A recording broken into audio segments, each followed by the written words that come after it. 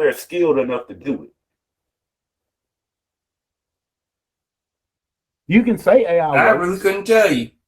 Yeah, and ain't a lot of people skilled enough to use AI correctly, even in video creation. If you only can create a video frame by frame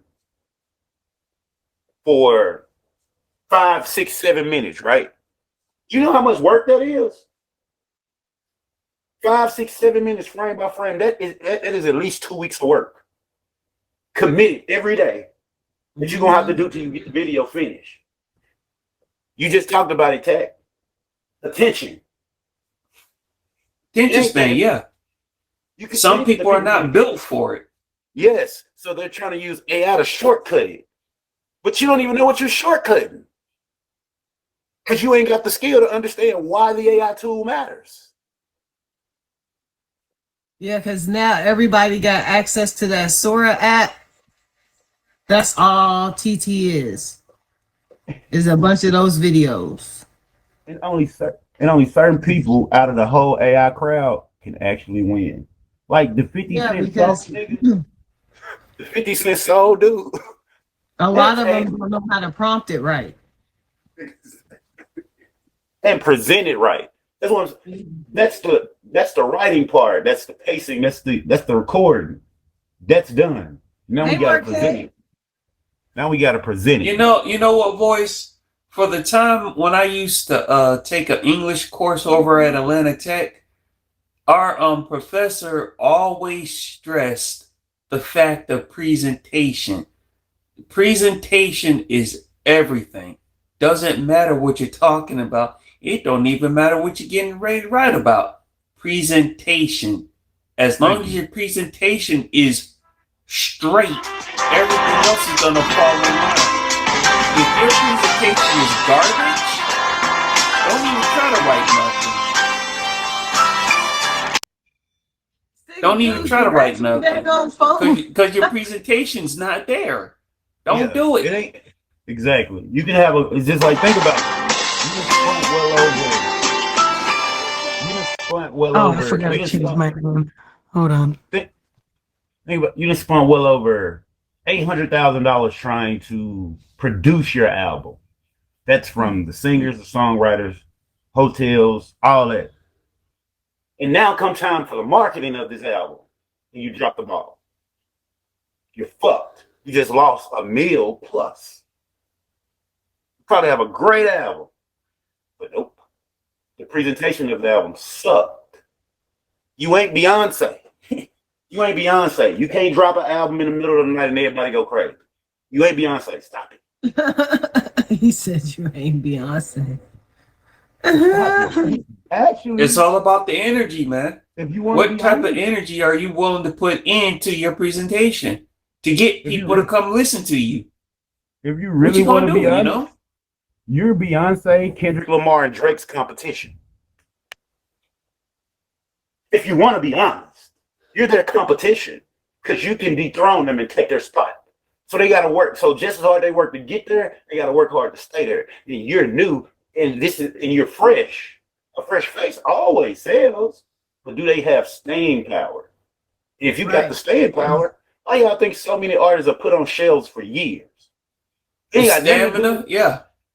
No, it's all about that mental stamina. Thank you, Roxanne.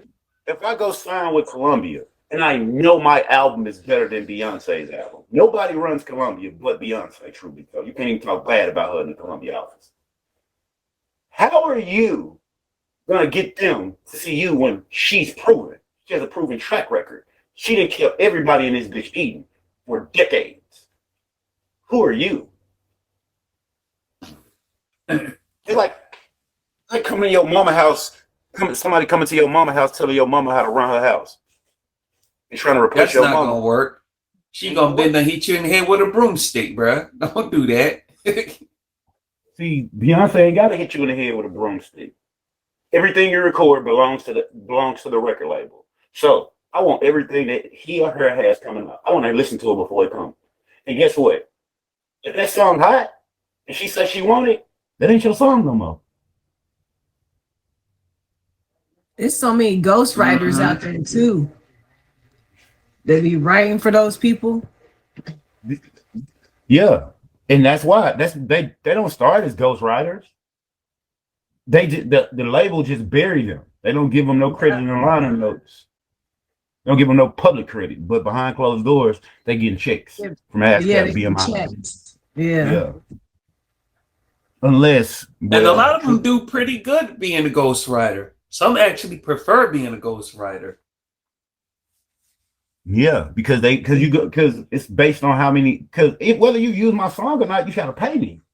Whether you put it on your album or not, you gotta pay me. That studio session is our work. It is us going. That is clocking in the work when we go to that studio session. The difference is some people are paid before they come, some people are paid after, or some people are paid both. Depending on who you are and who you rocking with. If this is urban, though, that is one way. If this is pop, this is another way. Mm-hmm. See what I mean? Urban splits, you only gonna get paid for what you do. That's the truth. So if you wrote 20% of the song, out of the 50-50, you're gonna get 20% of the 50% for writing. That's what happened. In pop, everybody splits everything down the middle. So if there's 8 people, we're gonna split the record 8 ways. If there's 50 people, we're gonna split it 50 ways. But if you somebody like a Beyonce, Kendrick, some big artist, the master belongs to you, but not the publishing. The master recording belongs to you, but the publishing don't belong to you. See, the master is what the streaming platform pays for.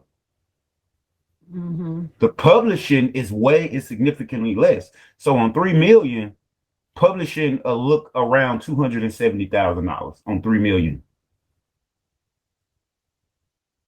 3.5 million, that's around 70, 80.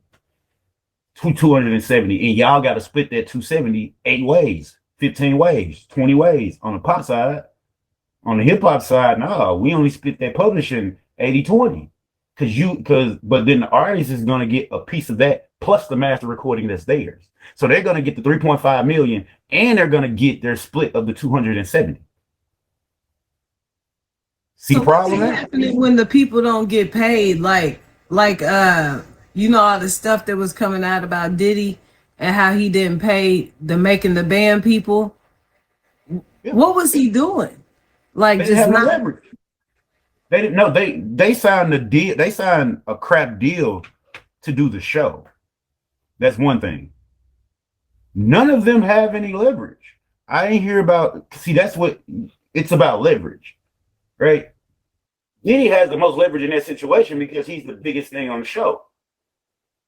All these other people don't have the same leverage, at least at the signing of this contract. Now, by the time you see this show, now you think, oh, they got money, they got this, because no, they got wardrobe, they got stuff like that for them. So by the time we're finished and they get to, oh, we're going to sign it, they had already signed the deal with Bad Boy before the show started. That was it. That's the reason why, if you see Making the Band, almost everybody got a deal except for 2 people. Everybody got a deal except for 2 people that was on the finale. That was it. Because that was high extras. They was never meant to sing. You don't even hear from these people no more. You don't even know their name. Most of it. So when it came down for splits for your first album, Making the Band album, you're not gonna get a lot off that because it's your first album. You don't have a sales record at that point. You don't have a SoundScan record. You see what I mean? So you don't have nothing. So if they were going to give you an advance, what would they be giving you an advance off of? Exactly. Nothing. Because you have nothing to count.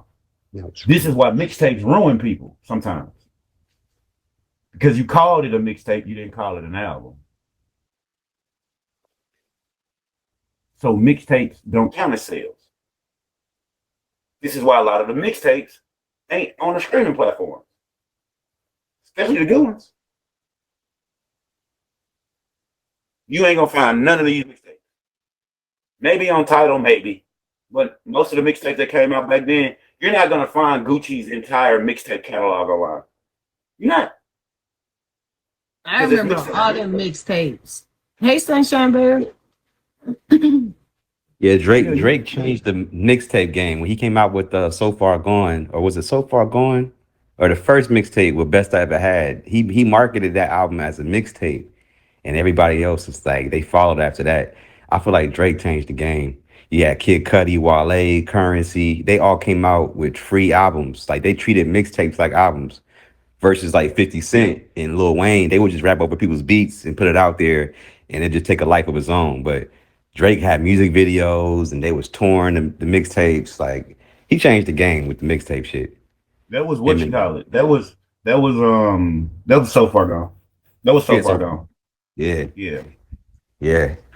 that wasn't comeback season. Nah, that wasn't comeback Nah. season. That was so far gone.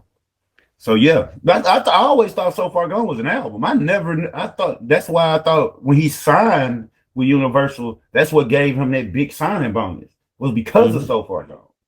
Well, the single on there was a best I ever had. So the single was marketed, sold, or whatever. You could download, buy that. But the album that it came on was free.